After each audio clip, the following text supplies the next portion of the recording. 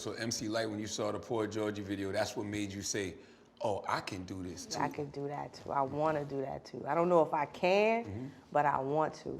But it wasn't even something. It was just like in my head that never went away because I didn't actively try to pursue it until I was like 19, 20, when I went to college.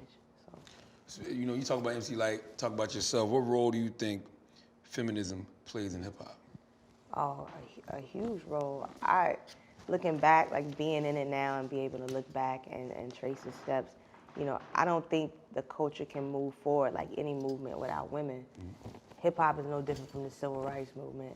And I think, you know, women are just as important and the glue of it as men is because of who we are and how we're made. We always bring a different perspective where, you know, men are always supposed to be tough and braggadocious and, you know, there's just this armor that they always have to put on. I think women bring this unique perspective and balance and emotion to hip hop that, you know, needs to be told, and that is the fabric of what hip hop is, you know, to be the voice of the people, to talk about, you know, everything, to entertain, but also talk about the hard times, and the way that we can express it is in a way that men always can't tap into or are not comfortable tapping into.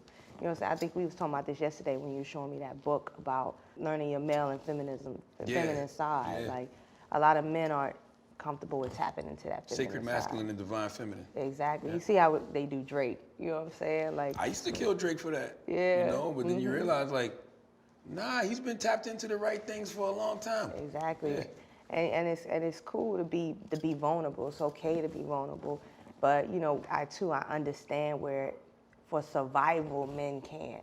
You know, to be in this world and to have to face the things that men face every day, to be vulnerable is, I don't think they can survive being that vulnerable. Yeah, we feel like we're leaving ourselves open to be plotted on. Like Indeed. we food. Like, Right. You know, we can get got if we show too much. And you don't have the space and time to even go there. You can't even let your guard down because it's always something at your neck that you feel like you got to be on and strong for, because you have, as the head of your house, you got to take care of your whole family.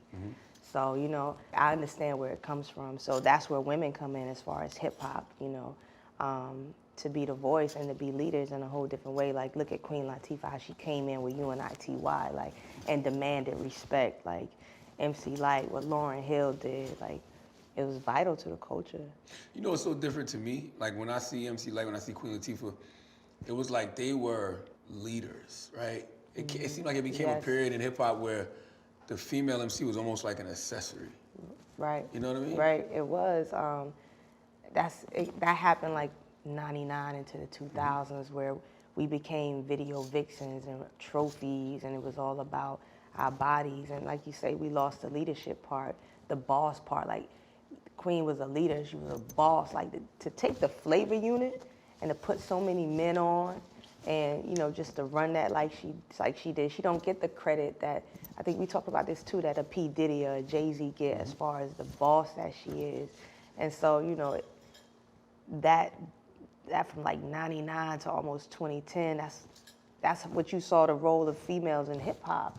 And it's just like, yo, what happened to the leaders, the bosses, you know, the therapists, like, that our voices were?